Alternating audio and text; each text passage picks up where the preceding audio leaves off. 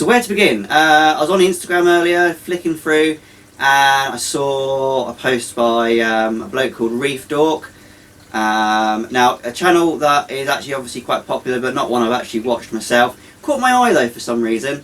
Watched his video about the state of the reef hobby at the moment, which is something I'm kind of in a bubble of anyway, because I don't tend to watch a lot of other YouTubers, nor do I really watch a lot of Instagram things and things on Facebook and TikTok. I'm kind of insulated from that whole reef scene.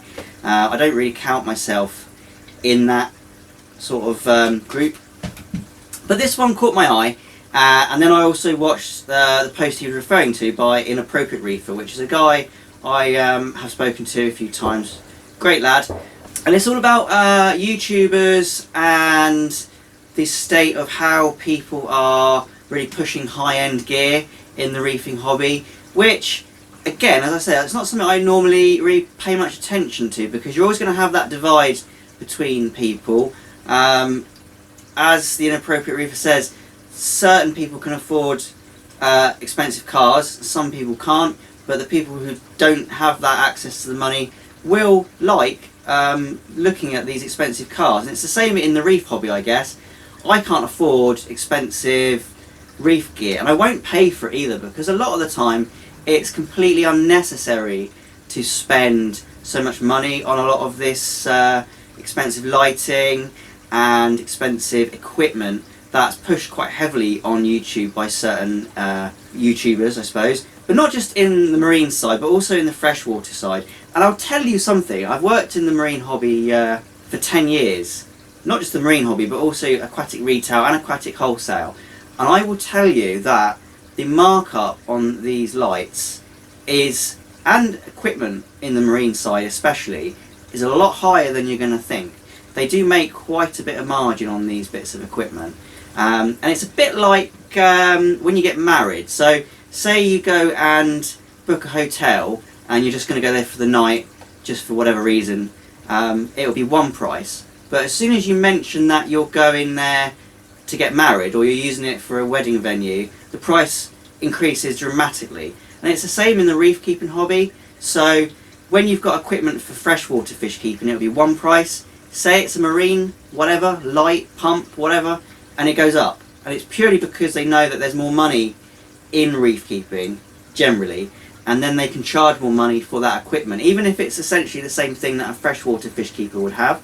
So my stance on that kind of equipment expense is the majority of it is unnecessary. So I personally don't use skimmers, but that's because I keep mainly marine fish, and I keep macroalgae, which doesn't really need it. On a reef tank I would probably keep a skimmer, but would I spend £500 or £600 on one? Not at all.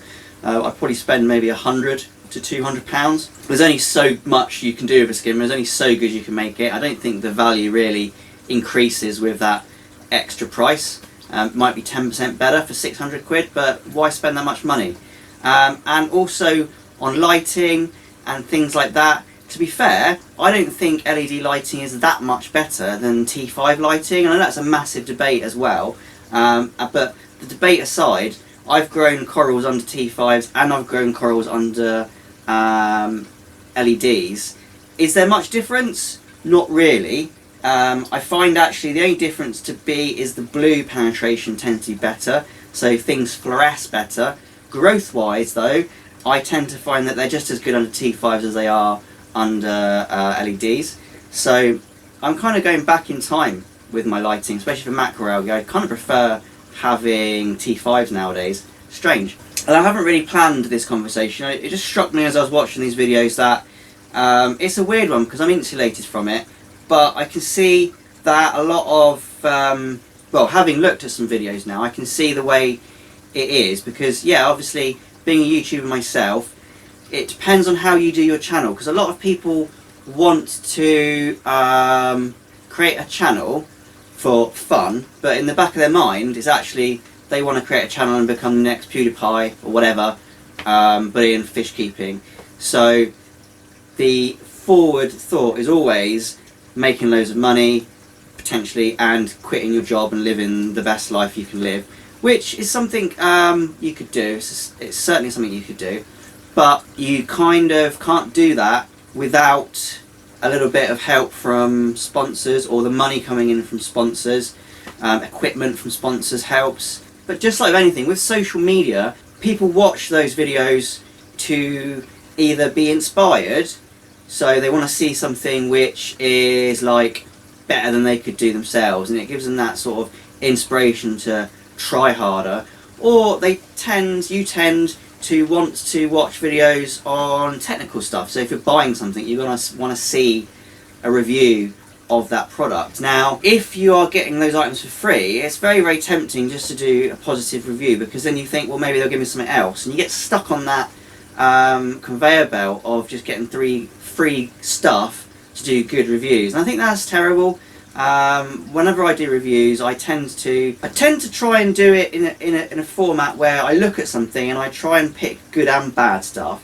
And sometimes with products, it's quite difficult to find bad things, because sometimes you get a product which is really good, and I try and find bad stuff in it, and I have fallen out with suppliers over this, because they obviously have the expectation of you giving them like a 5-star best thing in the world kind of review.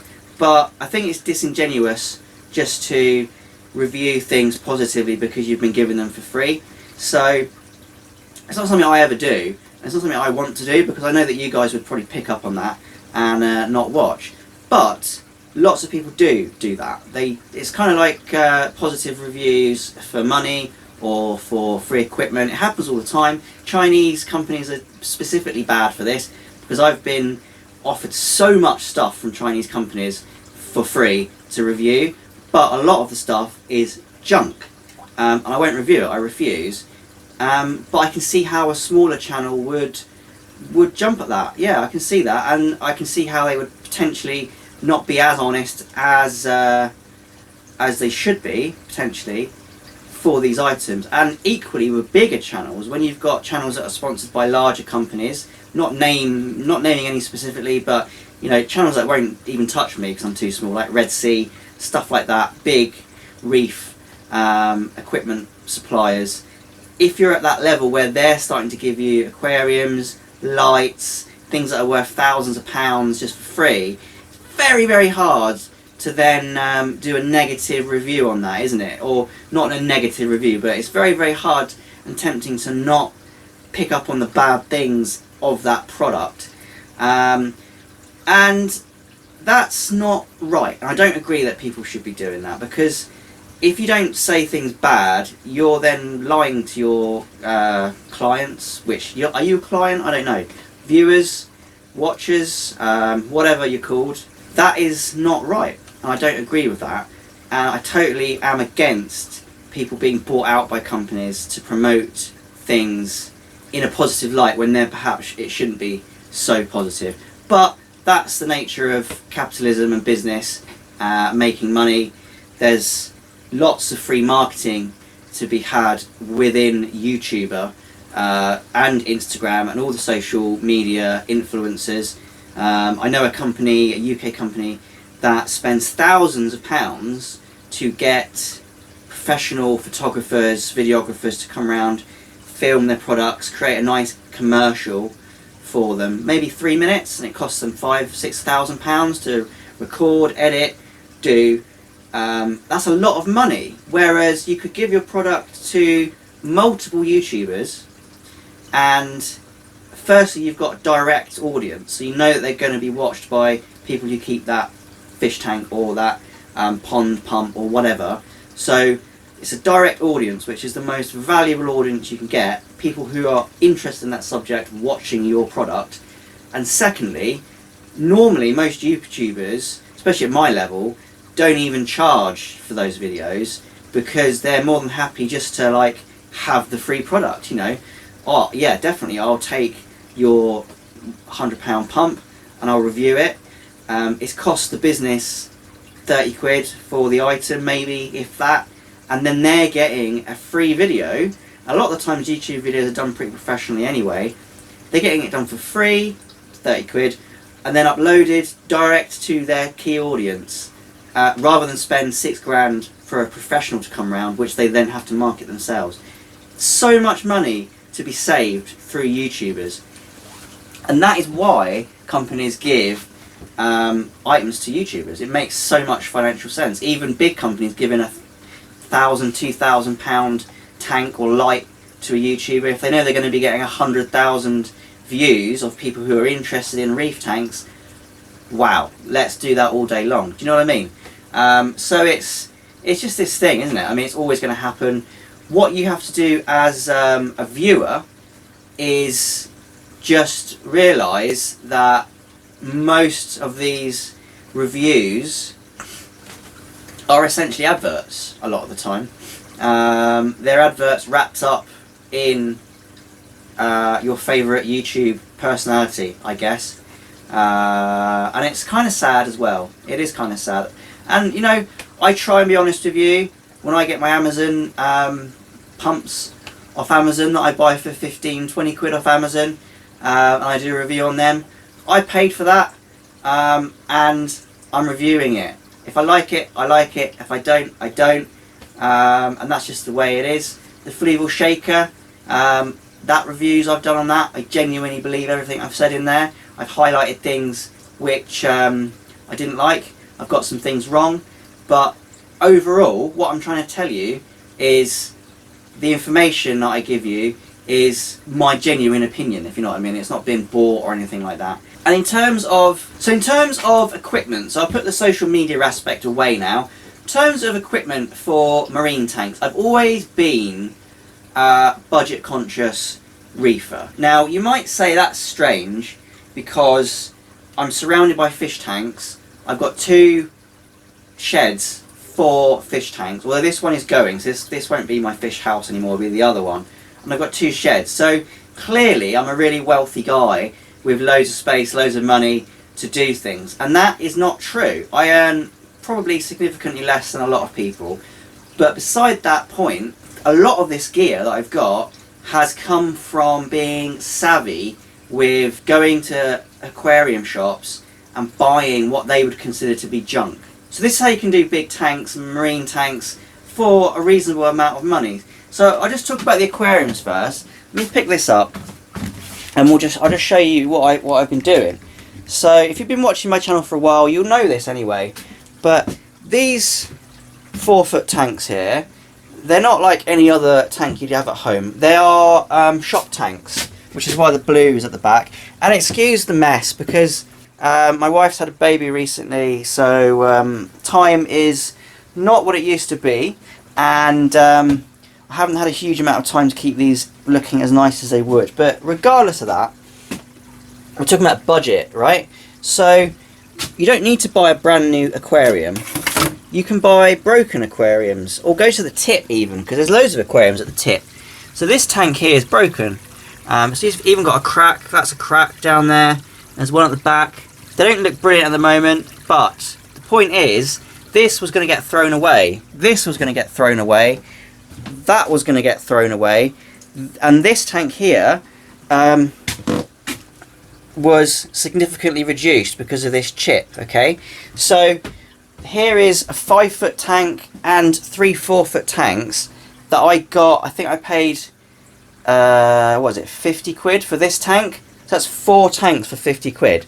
All you have to do is find second-hand aquariums that are either being thrown away or ridiculously reduced because the owner doesn't want them, and you can buy your tank so cheap. You don't need the latest rimless hyper clear glass. You don't need all that. You just need somewhere to hold water.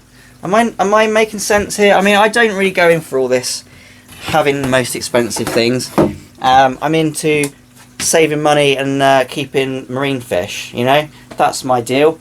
In terms of lighting, as I said, I really like T5s at the moment, so you can pick up a set of T5s. Actually, this company is great, Aquatics, and you can get a quadruple set of T5s and a starter with bulbs for like 130 quid. So you could do either 1 4-foot or 2 4-foot tanks for your 130 quid. So we've got lighting, we've got a fish tank. In terms of filtration, you don't need a skimmer, you don't need a sump. You can use a filter like this. You could use any external canister filter. So that's running at about 100 and something quid, maybe 130 quid. Heater, obviously you need a heater. Skimmer, I don't use them, so there you saved some money as well. So if you're savvy with your money, you can actually do a good 4-foot aquarium for maybe 200-300 quid. If you go for a smaller tank, obviously that could be significantly lower. But if you go on Instagram, then your 4-foot tank costs you £2,000 because you have to have the latest gear, you have to have the latest lighting, you have to have the best heater made of titanium or whatever they're selling at the moment. So I do agree with what's happening and what they're saying about not needing to represent the most expensive side of the reef hobby all the time. And I just think this is a good example to show you what can be done without having to spend loads and loads of cash. Now you might have noticed the lighting on this one is an Interpet Tri-Spec, and you might have eagle-eyed amongst you noticed that there's an Orfec on here. Now I wouldn't have bought this if I'd have known how much I don't like it, to be honest. I much prefer the T5s over these Orfecs, but I spent far too much money on it to not use it, unfortunately. I don't like it personally, and would I say this light, which is like 300 quid I think for a 4-foot Orfec versus a set of T5s is better? No, I would not. So there you have it. I don't know if this video was even worth making or my opinions worth sharing, because, you know, just some bloke in a shed with some fish tanks at the end of the day. But, you know, discussions are worth having, I suppose, about this kind of thing. At the end of the day as well, you're always going to have people who want to spend endless amounts of money on the most high-tech stuff, and then on the flip side you're going to have guys who are scraping together 100 quid to buy a fish tank and a heater. So what can you do? Just keep trying to pursue the hobby as best you can, make some budget cuts, some budget conscious decisions where you can. Realise that just because it's expensive doesn't necessarily mean it's A, any good, and B, necessary at all for your aquarium. And yeah, that's essentially it. I mean, you could create a reef tank in a rubbish bin if you wanted to. If you just put a light over the top and a heater and a pump, you could do it in the rubbish bin. So you don't need a fancy fish tank to keep marine fish, you know what I mean? So thanks for watching. I hope you've enjoyed it. If you've made it to the end of the video, then gold star, because I don't think even I would have sat through all that. Once again, thanks for watching, and happy fish keeping!